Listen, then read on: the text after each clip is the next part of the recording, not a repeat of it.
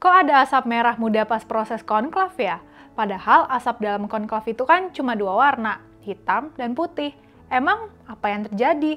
Ternyata asap merah muda itu muncul di Roma, Italia pada 7 Mei lalu. Itu bersamaan dengan konklav yang berlangsung di Kapel Sistina Vatikan. Asap itu berasal dari flare yang dinyalakan sekumpulan aktivis perempuan Katolik. Maksud dari aksi mereka adalah ingin memperjuangkan kesetaraan gender agar perempuan juga bisa jadi imam dalam gereja Katolik. Mereka juga berjuang agar perempuan punya kesempatan untuk ikut konklav.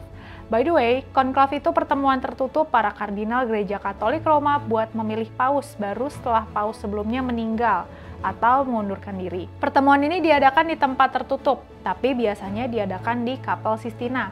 Proses pemilihan berlangsung dengan sistem voting dan membutuhkan 2/3 suara untuk memilih paus baru. Kalau dari pertemuan itu paus baru sudah terpilih, maka akan keluar asap berwarna putih dari cerobong Kapel Sistina.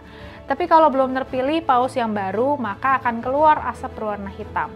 Menurut salah satu aktivis bernama Maria Buinan, setengah populasi umat Katolik dunia itu perempuan. Jadi rasanya nggak adil kalau perempuan nggak dilibatkan dalam gereja Katolik. Bahkan menurutnya kalau perempuan dapat peran yang sama, pasti imam perempuan akan lebih baik dalam menangani masalah inklusi. Kabarnya Mariam pernah ditahan tahun 2011 karena menyusup ke kapel untuk memprotes ketimpangan gender dalam gereja. Sebenarnya, keterlibatan perempuan dalam tradisi gereja Katolik udah pernah diupayakan di era kepemimpinan Paus Fransiskus.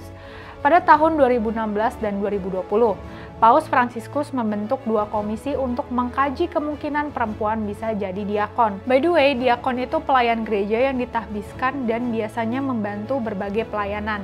Nah, diakon ini kemungkinan bisa jadi imam. Tapi kedua komisi ini nggak menghasilkan kesepakatan yang bulat hingga akhirnya Paus menyatakan tahbisan hanya diperuntukkan bagi laki-laki.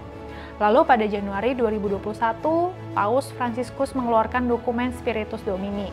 Dokumen itu memungkinkan perempuan diangkat jadi lektor dan akolit. 2 peran itu awalnya hanya diperuntukkan bagi laki-laki. Paus Fransiskus juga pernah menunjuk perempuan dalam posisi kepemimpinan di Vatikan, seperti Suster Natalie Beckert sebagai wakil sekretaris sinode para uskup. Suster Natalie juga memberikan hak suara kepada perempuan dalam sinode untuk pertama kalinya. Memang ada pro dan kontra soal keterlibatan perempuan dalam tradisi gereja Katolik. Mereka yang pro kesetaraan menuntut agar perempuan diberikan hak yang sama dalam struktur gereja, termasuk kemungkinan jadi imam dan terlibat dalam konklav. Mereka juga berpendapat kasih dan keadilan dalam gereja seharusnya tercermin dalam struktur internal yang inklusif dan setara. Tapi mereka yang masih mempertahankan pemikiran tradisionalis berpendapat imamat hanya diperuntukkan bagi laki-laki. Itu karena mereka meneladani Yesus yang memilih 12 rasul laki-laki. Mereka juga menganggap struktur itu bukan diskriminasi, tapi kesetiaan terhadap tradisi sakral gereja. Gereja Katolik berada di 2 kondisi, mempertahankan identitas tradisional atau menjawab tantangan zaman. Mudah-mudahan pintu keterlibatan perempuan terbuka lebar dalam gereja Katolik di masa mendatang. Yuk, dukung kesetaraan gender.